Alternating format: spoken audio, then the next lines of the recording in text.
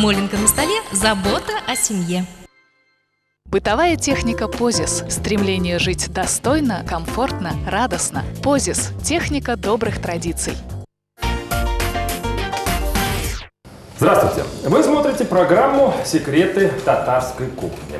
И сегодня своими секретами, а возможно и секретами Государственного совета, поделится с нами Римма Ратникова. Здравствуйте, Римма. Здравствуйте, Валерий. Прошу. Добрый день.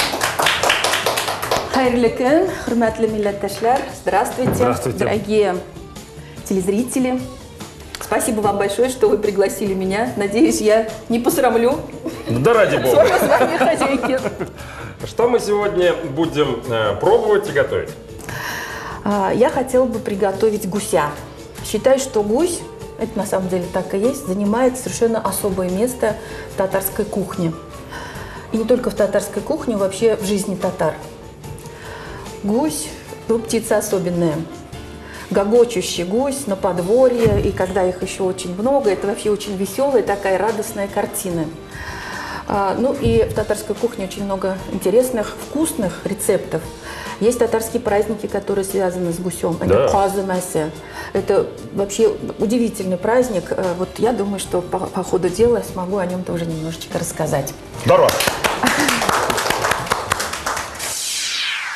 Римма Атласовна Ратникова родилась в деревне Елтимерово, недалеко от Лениногорска. Выпускница отделения журналистики Казанского государственного университета.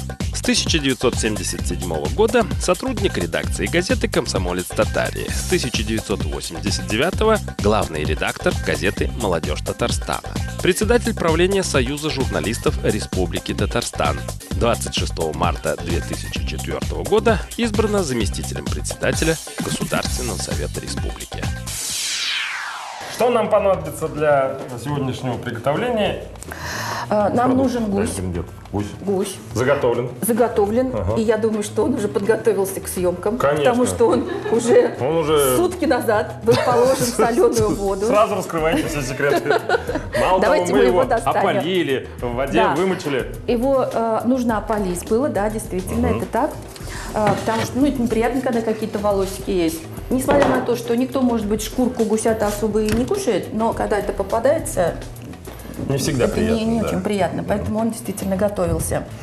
Закладывается на сутки в воду. Есть рецепты, когда не закладывается, но этот гусь закладывался на сутки в соленую воду на ведро воды, килограмм соли. А вот так вот? Казалось бы, очень много. Да. Но гусь берет только столько соли, сколько ему надо. Он лишнего никогда не возьмет. Очень но зато он интеллигентный становится...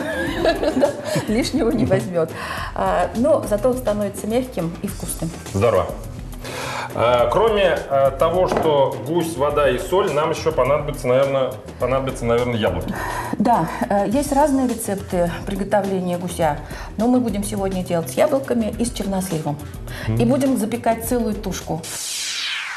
Мясо гуся – деликатесный диетический продукт с ценными питательными свойствами. Оно служит прекрасным источником белка, важных аминокислот, витаминов, минералов и микроэлементов. Гусиный жир почти не содержит холестерина, богат высоконенасыщенными жирными кислотами, особенно линолевой. Мясо этих птиц полезно для преодоления стрессов и стимуляции мозга. Вообще не стоит искать особый повод для того, чтобы запечь гуся в духовке, ведь семейный ужин – это один из лучших моментов в жизни. Мы берем нашего гуся, отжимаем. Все, что Отжимаем? Да, вот эту воду нужно слить, потому что мы его потом будем запекать в фольге, чтобы там не было лишней жидкости. Понятно. Так. А я уж думал, вы его прямо сейчас так отожмете. Вот так. Нет, он так не поддастся. Так, еще раз проверяем, все ли у нас там в порядке. Нет ли золота, бриллиантов? Нет ли там каких-нибудь желчных пузырей, которые могут испортить потом все дело. Понятно. С гусем все в порядке. Это замечательный гусь. Это гусь 2010 года рождения, молодой гусь. И надо будет с ним поосторожнее быть, потому что молодые гуси готовятся быстрее. Теперь, Валерий, нам нужно приготовить яблоки. Яблоки. Замечательные яблоки. Кстати, Да. наши, татарстанские. Это здорово. А могу ли я у вас спросить, вы только приятный собеседник или вы также можете мне чем-то помочь? Меня можно загружать любой работой. Это хорошо. Мы будем чистить яблоки, готовить их для того, чтобы сюда. Гусь не очень большой, поэтому я думаю, где-то 5-6 яблочек нам хватит. Хорошо. Нам нужно 2 ножа. Прошу. Спасибо. Это можно сделать вот так. Здесь мы вытаскиваем плодоножку. Вы какие-то слова правильные знаете про яблоки. Это радует. Так, разрезаем пополам. Будем по половинками класть. Можно на четвертинки, если бы очень большие яблоки. Тщательно нужно убрать отсюда все вот эти семечки. Что это за замечательный праздник, о котором мы говорили в самом начале? Это Казумасы, праздник гуся. Переводится как праздник гуся. Некоторые переводят его как помощь гуся. Но вообще это такой гусиный субботник. Да, вот так вот? В деревнях гуси ведь они большими количествами выращиваются. И эта традиция, на самом деле, в татарских селах, она до сих пор есть. По 20, 30, там, по 40 гусей у некоторых бывает. И это довольно объемная работа, их махом зарезать. Поэтому проводятся, ну, такие субботники, үмэ, татарский называется, үмэ, когда приглашаются все девушки из деревни, самые лучшие, самые уман кызлар. Красивые, да, красивые тоже. И хорошие хозяйки. Говорят, что, значит, вот надо прийти пораньше, занять хорошее место, где бы ты мог показать себя. Во всей красе. Да, во всей красе. Рано очень начинается это мероприятие. Еще засветло, ну, поскольку уже с первыми морозами, уже на снегу это делается все. Приходят, если кого-то вдруг не пригласят, девочки могут, девчонки, обидеться даже, потому что как бы вот их не сочли такими хорошими хозяйками. Приходят заранее, занимают свои места, мужчины режут, ну там бисмиллахи рахмани рахим, это все понятно, халяль тут все готовится. И начинают ощипывать гусей. Это вот целые там или сарайчики где-то, или где-то на веранде садятся 10-15, ну, в зависимости у кого сколько гусей, как минимум 2 гуся девушка должна ощипать. Ну, когда, наконец, гуси все ощипаны, девушки берут коромысло, каждый со своим коромыслом переходит, и как ведра, вот так вот они, значит, тут связанные за ножки, за крылышки, повисают на коромыслах, и это такое шествие идет к роднику. И там гуси промываются. А потом на праздник, когда собираются уже готовить вот гусей, да, это уже действительно праздник, там из гусей готовятся разные блюда.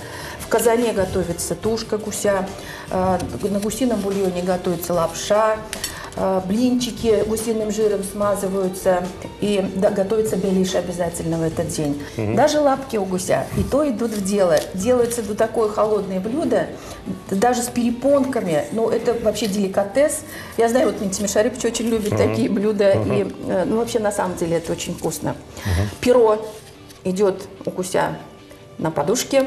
Крылышки, косханата, крылышки подметают пол, и это гораздо качественнее происходит очистка помещений, чем веником, когда метут. Но, правда, и трудоемкий процесс, наклоняться там сильнее надо.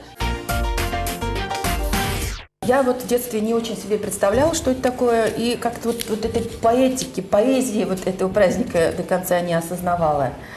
Один раз мне в жизни довелось участвовать в этом вот Казумасында, в этом празднике.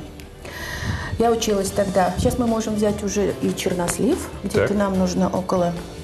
Килограмма? Да, нет, грамм 350, я так думаю. И мы будем закладывать гуся. Мы имеем в виду, что этот гусь у нас уже напился соли, сколько ему надо. Никаких солений тут не предусматривается. Мы просто начинаем Закладывать. выкладывать внутренность гуся. Фаршируем свою Фаршируем, да, фаршируем, набиваем, скажем так, вот таким. И вот однажды в жизни мне повезло, меня пригласили на праздник гуся, я училась на первом курсе в университете. Я, конечно, вот, к сожалению, тогда ведь этих вот секретов, да, татарских каких-то вот обычаев, вот, об этом не очень сильно тогда говорили, и я не знала. Вот недооценила это дело. Пришла, во-первых, я опоздала. Это была грубейшая ошибка, большая с моей стороны. Потому что за этим праздником наблюдают молодые люди, они заглядывают там в окошки, смотрят там как девчонки. И вот потом уже я узнала, что у этой хозяйки был сын, который, видимо, ко мне что-то имел, и они на меня должны были посмотреть. Я опоздала, грубейшая ошибка. Я плохо щипала, ничего не умела. Я плохо вымыла этого гуся, потом за мной переделывали. В общем, так из меня такая деревенская невестка не получилась. Вся жизнь пошла наперекосяк. Нет, она не пошла наперекосяк, она пошла по другому пути. Но любовь к гусям у меня потом уже, когда вот в 90-е годы начались эти процессы возрождения, когда уже, ну вот я узнала на самом деле, что такое это вот гусиный праздник, да, вот я тогда уже по-другому стала на все это смотреть. На самом деле это веками передающиеся традиции в татарском народе.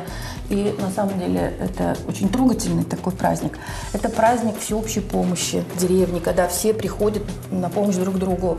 В один день в одном доме, на следующий в другом доме этих гусей режут и щиплют, угощают друг друга. Это вот такой очень глубоким смыслом наполненный праздник. Каз-омесе – праздник гусиного пера, в дословном переводе «гусиная помощь». Древний татарский праздник, когда в деревнях молодые люди и девушки за работой присматривались друг к другу. Каз-омесе проводился в селах после того, как выпадал снег. По традиции в этот день заготавливали впрок гусиное мясо и щипали пух на подушки, которые шли на приданное невестам. Работа спорилась под разговоры, шутки, смех, любимые песни. Участие в этом празднике считалось престижным, почетным и желанным. Даже и для тех, у кого гусей не было, а дочери были. Мы с вами, несмотря на то, что особо сильно не рассчитывали, как раз сделали то, что надо. Наш гусь ровно столько, тютелька в тютельку. Я все, что у нас было, поместила в этого нашего гуся. Сейчас мы будем гуся зашивать. Я дома, когда сама делаю, не зашиваю и ножки не перевязываю. А как? И еще ни разу не было, чтобы у меня что-то оттуда выскочило. Никогда ничего не было. Но сегодня, перед тем, как прийти на вашу передачу замечательную, я проконсультировалась с поваром, мясником у нас в Государственном совете в столовой с Фирдусом Ганеевым. Он сказал мне, что надо для порядка гуся зашить, потому что все, что вот сюда здесь не толкалось, оно должно там сохраниться. Я начинаю зашивать. Первый стежок я сделаю, что я его захлестну вот так вот. Вот так вот. Чтобы он у меня задержалась тут эта иголочка, ниточка. А вот сейчас я попрошу вашей помощи, потому что начинается настоящая... Грубая мужская работа. Да. У вас здорово получается. Вы не работали хирургом когда-нибудь? Ну, я часто видел. Вот, все хорошо. Сейчас отрезаем, да? Обрежем, да. И, да. Ну, Завязываем. Хорошо.